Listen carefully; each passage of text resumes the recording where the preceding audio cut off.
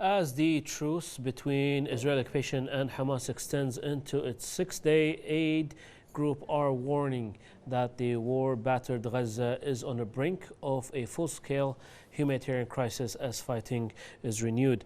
Earlier, the occupation army gunboats shelled southern Gaza coast near Khan Yunis and also Deir al-Balah. Now, for more updates, we have with us joining us is Shuruk al-Asad from the Palestinian territories. Shuruk, how would you describe the situation on the ground after the occupation side breached the humanitarian truce? First of all, I want to thank Kuwait for the support. I was listening to the reports earlier. All the support is really appreciated, either politically or even all the donations in this hard time. Concerning the truce, it's working well. There's no Israeli bombing, but today there was Israel targeted from the ships some areas in Khan Yunis, and some of the Palestinians were injured. The days of the truth, the 5 days, really, there was also shooting on Palestinians. Anyone who wanted to go back for his home up in the north of Gaza or even in Gaza City. No one is allowed by Israeli tanks and soldiers who are there and cutting Gaza into two parts, north and south. So this really was hard for Palestinians to move, to reach to the north.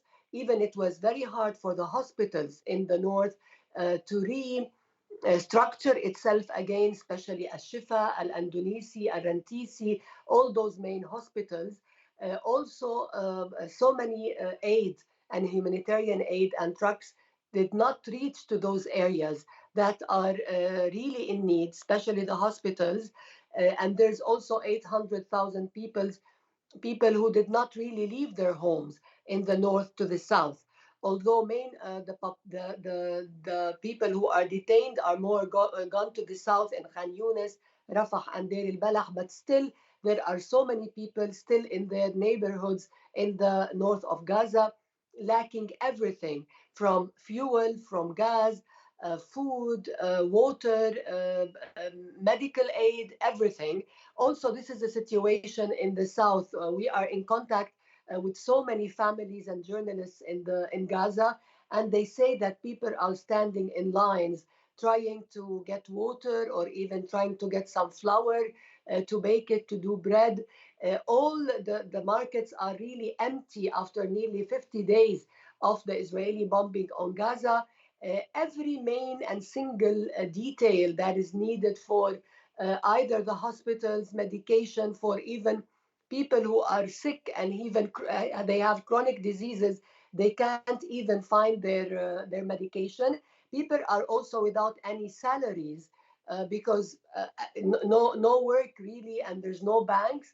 So situation is very hard. Even the more than 1 million in the UNRWA schools are reporting that they are getting little help from like food or water in very bad conditions. People also are reporting so many diseases and illnesses and viruses are spreading with lack of medication or medical treatment. Injured people and sick people are dying also due to all this tragedy and the humanitarian issue. So the situation is really very bad. Also, there's all the dead bodies that are still under the ruins. We understood from the Ministry of Health there's nearly 7,000 of Palestinians at least under the ruins. So they say there's really smell, and this is very dangerous for spreading viruses and illnesses among the Palestinians. And also, they say that the number of dead Palestinians will maybe increase to 20,000 Palestinians, beside the 30,000 injured people, and mostly all, nearly 70% of all those are as you know, are children and women and families. People in this truth, the Palestinians, it was for them a very difficult time because they woke up trying to count the people they lost, their loved ones, their families. they could reach to some areas and other areas they could not. They also discovered the many, more than, like we say, more than 220,000 homes that were bombed. And they tell us that what you see on the screens of television is only 10% of the damage.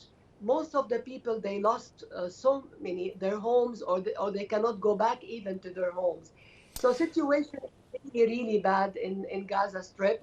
And people hope that the Israelis won't really continue the bombing, and they hope the most important is the political path, that there will be political path and there will be really end of the misery and end of the occupation. Totally understand. Shuruk, Assad, we appreciate you taking the time to give us the latest updates. Thank you.